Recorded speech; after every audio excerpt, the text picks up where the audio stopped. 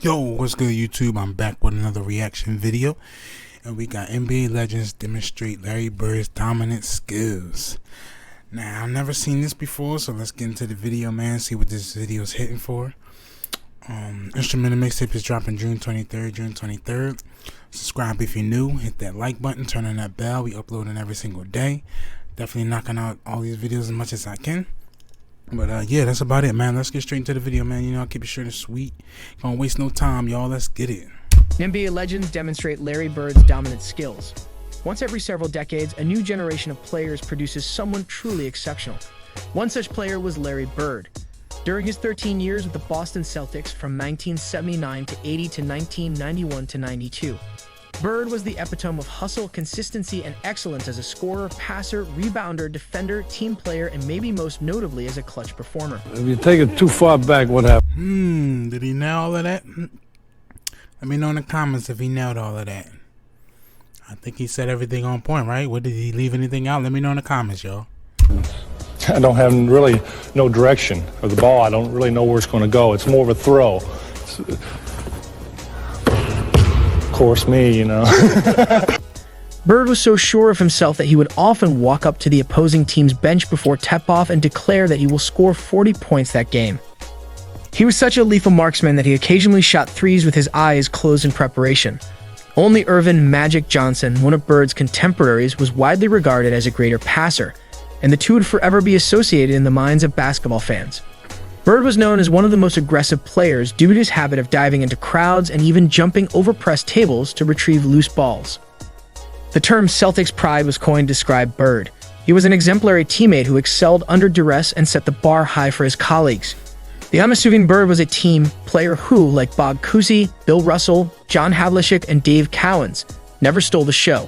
Not even the greats of the game could draw as many spectators to Boston Garden or dominate games as Bird did. In the late 1970s, when Bird joined the Celtics, the team was struggling due to bad play and low attendance. The Celtics won 3 NBA titles and 10 Atlantic Division titles with Bird at the helm. Bird racked up an impressive list of accomplishments outside of his 3 championship rings. He won the NBA MVP award for 3 straight seasons, making him only the 3rd player ever and the 1st player who wasn't a center to do it. He won the Most Valuable Player award in the NBA Finals twice and was named to the first team All-NBA 12 times in his career. During his career, he had 4 separate seasons in which he had the highest free throw percentage in the league. Bird, a perfectionist to a fault, was revered by basketball purists regardless of team affiliation. Fans of his career were often amazed by his last-second plays, which ranged from seemingly impossible reverse layups to stunning 35-foot bombs over several defenders. When Larry Bird resigned in 1992 due to a debilitating back issue, shortly after winning gold with the first Dream Team at the Olympics in Barcelona, Commissioner David J. Stern commented, "Larry Bird has helped define the way a generation of basketball fans has come to view and enjoy the NBA." The humble beginnings upon which Bird's reputation is built may be traced back to the small hamlet of French Lick, nestled in the heart of Indiana's corn country.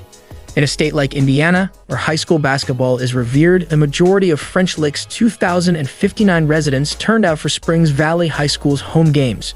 It wasn't uncommon to have 1,600 people in attendance, and they were all coming to see Larry Joe Bird, a shooting whiz with blonde hair and a goofy grin. Bird's junior year was his breakout year after a promising sophomore campaign was cut short by an ankle injury. With Larry's help, Springs Valley won 19 games in a row, and he became a minor celebrity. Bird's parents, who could not afford a car, were able to rely on the kindness of fans who were always eager to give them a ride.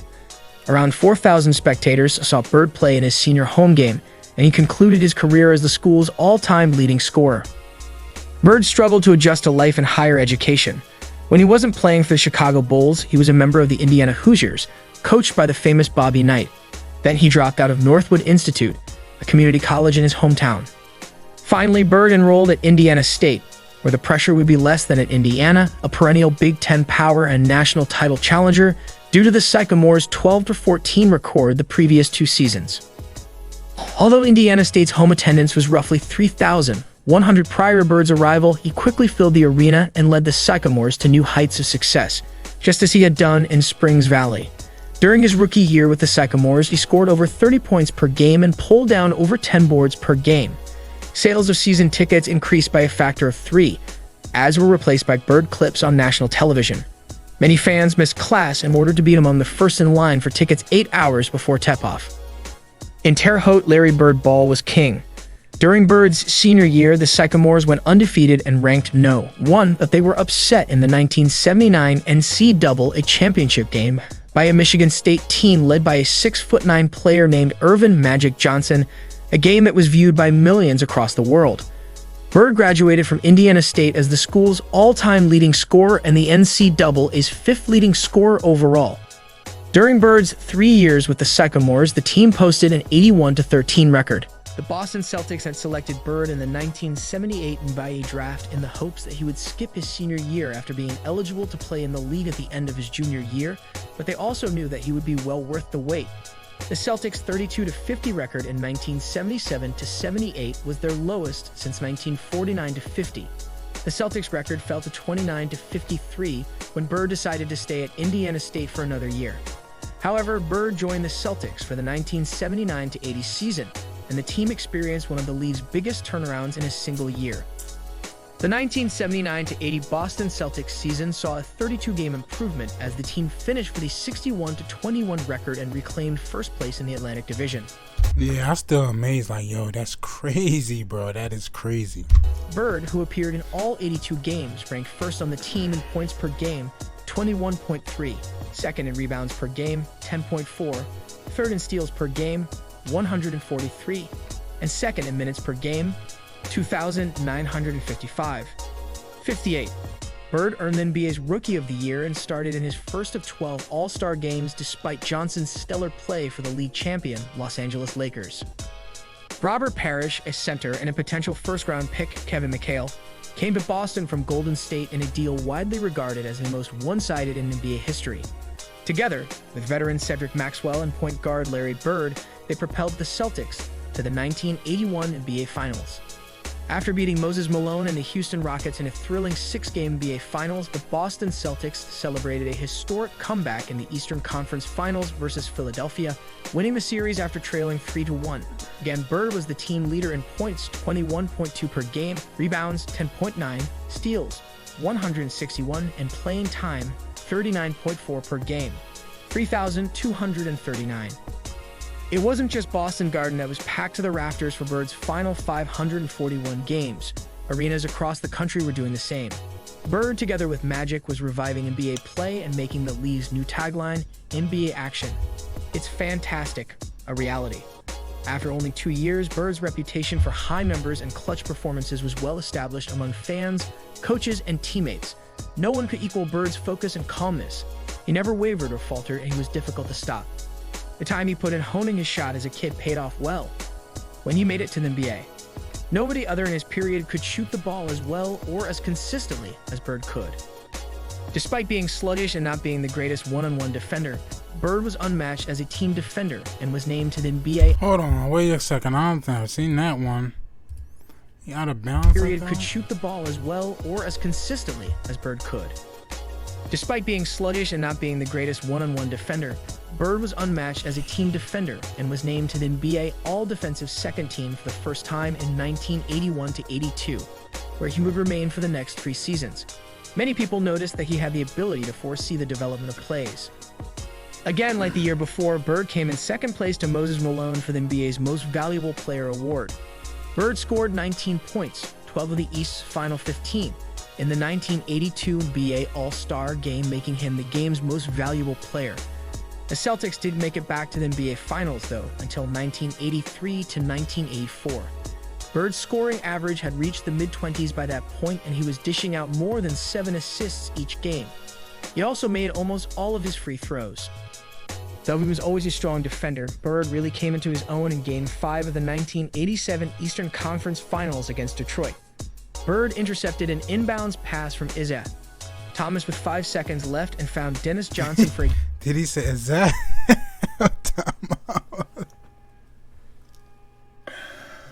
Yo, he just said, is that? He called him, is that?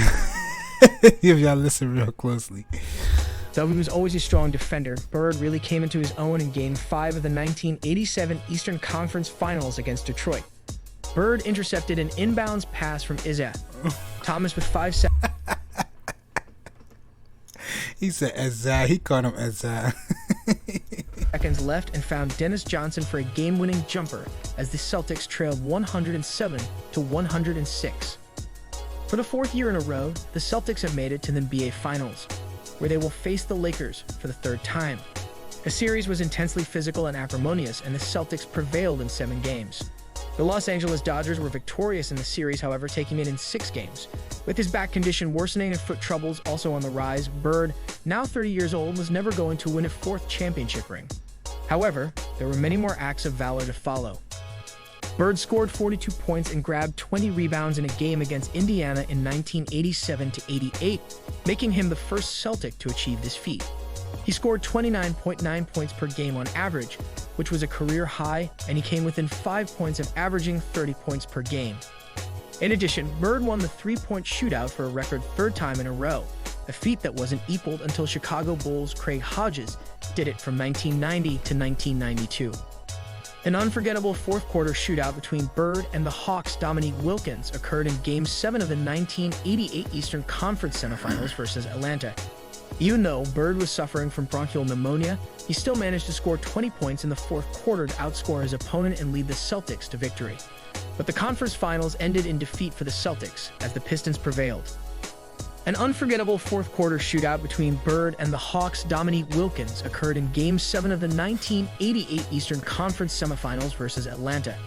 Even though Bird was suffering from bronchial pneumonia, he still managed to score 20 points in the fourth quarter to outscore his opponent and lead the Celtics to victory.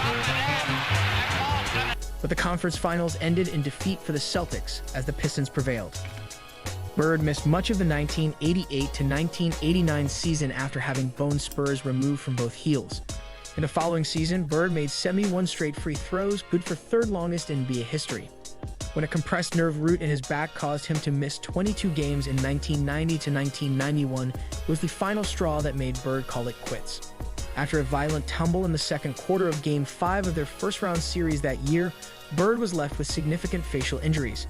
Despite suffering from pain in his back as well, Bird returned for the third quarter to assist the Celtics secure a heartbreaking 124-121 triumph. After the season, a disc was taken out of his back, but it didn't help much. A year later was Bird's final year on Earth. Because of his back issues, he had to sit out 37 games. Last March, in a nationally televised game against Portland, Bird produced one last miracle performance, scoring 16 points in the fourth quarter, including the Celtics' last 9 points and a game-tying 3-pointer with 2 seconds left. After 2 hours of play, Boston emerged victorious 152-148.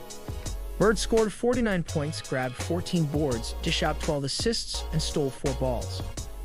After the game, Portland's Clyde Drexler told the Boston Herald, "Anytime you have a Bird on the floor, anything can happen." In the spring of that season, Bird made one of the few glaring mistakes of his career when he missed a routine layup in overtime that would have knotted Game 4 of a playoff series with Cleveland. The Cavaliers triumphed in a tight 7-game series, while the Celtics dropped 3 of 4 due to his back injury. A gold medal with the 1992 U.S. Olympic Dream Team, which dominated the competition in Barcelona and garnered millions of fans for the sport with his brilliance, was Bird's final accomplishment before calling it a career. With the upcoming 1992-93 NBA season, Bird made the difficult decision to retire. His playing career ended on August 18, 1992, and he made the announcement that day. With 21,791 points, 24.3 PEP, 8,974 rebounds, 10.0 ARP, and 5,695 assists, Bird retired after 897 games, 6.3 AC.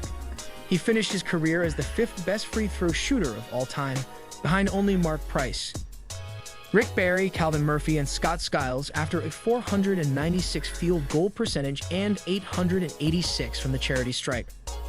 Bird has been given the title of Special Assistant in the Celtics front office and given the responsibility of helping with things like player evaluation and scouting. He actually spent the most of the next 5 years relaxing in Florida, where he took up golf. He appeared in advertisements and movies such as Michael Jordan's Space Jam. Actually, boredom was his primary emotion. He had yearned for more active participation in NBA competition for some time, and his longing only intensified with the passage of time.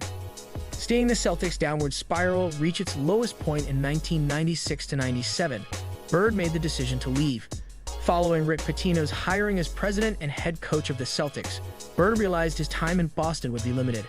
Thus, he severed relations and returned to his home. Bird was hired as the Indiana Pacers head coach on May 12, 1997. The Pacers had no reservations about giving Bird the reins despite the fact that he had never coached a game before. Former president of the Pacers, Donnie Walsh, said of Bird, "This guy is the essence of what I've attempted to do here. I came here because I hope to witness a convergence of the high school, college, and professional basketball spheres, and Bird is the embodiment of that hope. I think he has great potential as a coach as well. His charisma unites the group. You enter his universe when he starts talking. As a coach, your job is to instill confidence in your players."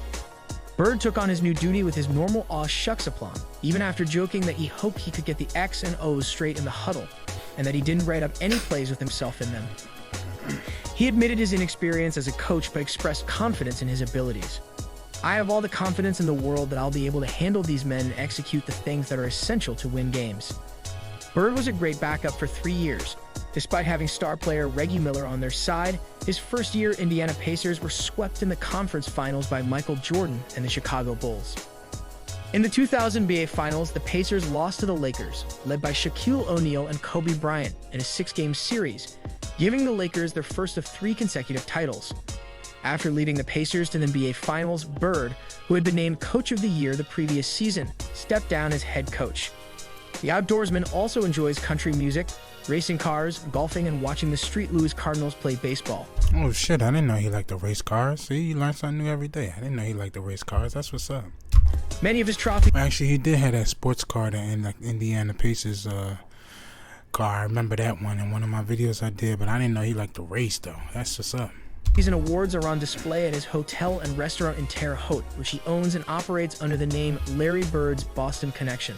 Yep, I'm definitely going to. I'm telling you, once we hit 1,000 subs, bro, I'm going to his restaurant, man. I'm going to show it. I'm just going to do a blog and everything about that, man. I'm definitely going to do that.